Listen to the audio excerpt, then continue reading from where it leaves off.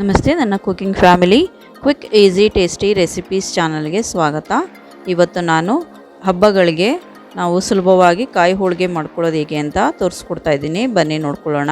2 ಕಪ್ಪು ಮೈದಾ ಹಿಟ್ಟು, 2 ಕಪ್ಪು ಚಿರೋಟಿ ರವೆ, ಅದಕ್ಕೆ ಸ್ವಲ್ಪ ತುಪ್ಪ, ಉಪ್ಪು, ಅರಿಶಿನ ಹಾಕಿ ನೀರು ಹಾಕ್ಕೊಂಡು ಚೆನ್ನಾಗಿ ಕಲಿಸ್ಕೋಬೇಕು. ಗಟ್ಟಿಯಾಗಿ ನೋಡಿ, ಈ ರೀತಿ ಸ್ವಲ್ಪ ನೀರು ಹಾಕ್ಕೊಂಡು ಚೆನ್ನಾಗಿ ಕಲಿಸ್ಕೋಬೇಕು. ನಂತರ ಕಲಸಾದ್ಮೇಲೆ ಸ್ವಲ್ಪ ಎಣ್ಣೆ ಹಾಕಿ ಚೆನ್ನಾಗಿ ನಾದಿಸ್ಕೋಬೇಕು. ಈ ನಾದಿಸ್ಕೊಳ್ಳೋದ್ರಿಂದನೇ ಚೆನ್ನಾಗಿ ಸಾಫ್ಟಾಗಿ ಹೋಳಿಗೆ ಫ್ಲೆಕ್ಸಿಬಲ್ ಆಗಿ ಬರುತ್ತೆ. ಇದನ್ನು 2 ಗಂಟೆ ಹಾಗೆ ಬಿಟ್ಬಿಡಬೇಕು. ಈ ಅವಧಿಯಲ್ಲಿ ಹೋಳಿಗೆ ಹೂರಣನ ರೆಡಿ ಮಾಡ್ಕೊಳ್ಳೋಣ. ಬನ್ನಿ. ಇಲ್ಲಿ ಒಂದು 5-6 ಲವಂಗ, 6 ಏಲಕ್ಕಿ, 2 ತೆಂಗಿನಕಾಯಿನ ಆ ರೀತಿ ಪೀಸ್ ಮಾಡಿಕೊಂಡು ಮಿಕ್ಸಿ ಜಾರಲ್ಲಿ ಹಾಕ್ಕೊಂಡು ಈ ರೀತಿ ಕೋರ್ಸ್ ಪೌಡರ್ ಮಾಡ್ಕೊಂಡಿದ್ದೀನಿ. ಮತ್ತು ಇಲ್ಲಿ 3 ಉಂಡೆ ಬೆಲ್ಲ ತಗೊಂಡು ಅದನ್ನು ಈ ರೀತಿ ಪುಡಿ ಮಾಡಿಕೊಂಡು ಸ್ವಲ್ಪನೇ ಒಂದು 1/4 ಗ್ಲಾಸ್ ಅಷ್ಟು ನೀರು ಹಾಕಿ ಚೆನ್ನಾಗಿ ಕುದಿಸ್ಕೋಬೇಕು. ಈ ರೀತಿ ಬೆಲ್ಲದ ಪಾಕ ಚೆನ್ನಾಗಿ ಬಂದ ಮೇಲೆ ಕುದ್ದ ಮೇಲೆ ರುಬ್ಬಿಟ್ಕೊಂಡಿರುವಂತಹ ತೆಂಗಿನಕಾಯಿ, ಲವಂಗ, ಏಲಕ್ಕಿ ಪುಡಿ ಏನಿರುತ್ತೋ ಅದನ್ನು ಹಾಕ್ಕೊಂಡು ಚೆನ್ನಾಗಿ ಮಿಕ್ಸ್ ಮಾಡಿ ಮತ್ತೆ ತುಂಬಾ ಚೆನ್ನಾಗಿ ಕುದಿಸ್ಕೋಬೇಕು. ಎಲ್ಲಿವರೆಗೂ ಚೆನ್ನಾಗಿ ಕುದಿಯೋಕ್ಕೆ ಬಿಡಬೇಕು ಅಂದರೆ ಈ ರೀತಿ ಒಂದು ಸ್ವಲ್ಪ ಕೈಯಲ್ಲಿ ತೊಗೊಂಡು ಎಳೆದ್ರೆ ಬೆಲ್ಲದ ಪಾಕ ದಾರದ ರೀತಿ ಬರುತ್ತೆ. ಅಲ್ಲಿವರೆಗೂ ತೆಂಗಿನಕಾಯಿನ ಕುದಿಯೋದಕ್ಕೆ ಬಿಡಬೇಕು. ನಂತರ ಒಂದು 1/4 kg ಕಡಲೆನ ಪುಡಿ ಮಾಡಿಕೊಂಡು ಅದನ್ನು ಈ ಪಾಕಕ್ಕೆ ಹಾಕಿ ಚೆನ್ನಾಗಿ ಮಿಕ್ಸ್ ಮಾಡ್ಕೋಬೇಕು.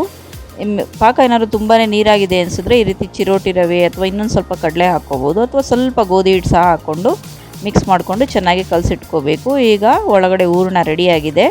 ಅದನ್ನು ಆರೋದಕ್ಕೆ ಬಿಟ್ಬಿಟ್ಟು ಒಂದು ಅರ್ಧ ಗಂಟೆ ಆರಿದ್ರೆ ಇನ್ನೂ ಚೆನ್ನಾಗಿ ಗಟ್ಟಿಯಾಗುತ್ತೆ. ಹೂರಣ ಒಳ್ಳೆ ಗಟ್ಟಿಯಾಗುತ್ತೆ. ಮೈದಾ ಹಿಟ್ಟು ಏನು ಕಲಸಿಟ್ಕೊಂಡಿದ್ವೋ ಅದನ್ನು ಈ ರೀತಿ ಒಂದು ಪ್ಲಾಸ್ಟಿಕ್ ಪೇಪರು ಅಥವಾ ಬಟರ್ ಪೇಪರ್ನಲ್ಲಿ ಅದನ್ನು ಚೆನ್ನಾಗಿ ತಟ್ಕೊಂಡು ಹೂರಣನ ಒಳಗಡೆ ತುಂಬಿ ಈ ರೀತಿ ಉಂಡೆ ಮಾಡಿಕೊಂಡು ಸ್ವಲ್ಪ ಎಣ್ಣೆ ಬೇಕಿದ್ರೆ ಎಣ್ಣೆ ಅಥವಾ ತುಪ್ಪ ಹಾಕ್ಕೊಂಡು ಚೆನ್ನಾಗಿ ತಟ್ಕೋಬೇಕು. ಈ ತಟ್ಕೊಳ್ಳೋದು ಸಹ ನಾವು ಈ ರೀತಿ ಕೈನಲ್ಲಿ ತಟ್ಕೊಂಡು ಮಾಡ್ತೀವಿ ಹೋಳಿಗೆನ, ಅಥವಾ ಇದನ್ನು ಹಿಟ್ಟಲ್ಲಿ ಅದ್ಕೊಂಡು ಸಹ ಗೋಧಿ ಹಿಟ್ಟು ಅಥವಾ ಮೈದಾ ಹಿಟ್ಟಲ್ಲಿ ಅದ್ಕೊಂಡು ಲಟ್ಟಿಸ್ಕೋಬೋದು, ಅಥವಾ ಪ್ರೆಸ್ಸಿಂಗ್ ಮಿಷಿನ್ ಇದ್ದರೆ ಪ್ರೆಸ್ಸಿಂಗ್ ಮಿಷಿನಲ್ಲಿ ಸಹ ಲಟ್ಟಿಸ್ಕೊಂಡು ಹೋಳಿಗೆ ಮಾಡ್ಕೋಬೋದು.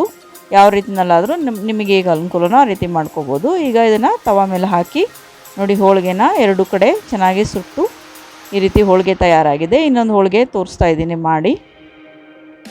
ಈ ರೀತಿ ಕೈಯಲ್ಲಿ ಚೆನ್ನಾಗಿ ತಟ್ಕೊಂಡು ತವಾ ಮೇಲೆ ಹಾಕಿ ಬೇಕಿದ್ರೆ ಎಕ್ಸ್ಟ್ರಾ ಎಣ್ಣೆ ಅಥವಾ ತುಪ್ಪ ಹಾಕ್ಕೋಬೋದು, ಅಥವಾ ನಾವು ಮೊದಲೇ ಈ ರೀತಿ ಕೈಯಲ್ಲೆಲ್ಲ ಲೂಬ್ರಿಕೇಟ್ ಮಾಡೋದಕ್ಕೆ ಹಾಕ್ಕೊಂಡಿರ್ತೀವಿ, ಹಾಗೇನೂ ಸಹ ಸುಟ್ಬಿಟ್ಟು ನಾವು ಹೋಳಿಗೆನ ರೆಡಿ ಮಾಡಿ ಇಡ್ಬೋದು. ಈ ರೀತಿ ಸುಲಭವಾಗಿ ಕಾಯಿ ಹೋಳಿಗೆನ ಹಬ್ಬಗಳಲ್ಲಿ ಮಾಡಿಕೊಂಡು ನಾವು ರುಚಿಯಾಗಿ ತಿನ್ಬೋದು. ನೋಡಿ, ಈ ರೀತಿ ಹದವಾಗಿ 2 ಕಡೆ ಬೇಯಿಸ್ಕೊಂಡು ಹೋಳಿಗೆನ ನಾವು ತಿಂದರೆ ತುಂಬಾ ಚೆನ್ನಾಗಿರುತ್ತೆ. ಹಬ್ಬಗಳಿಗೆ ನಾವು ಮಾಡ್ಕೊಂಡು ತಿನ್ಬೋದು.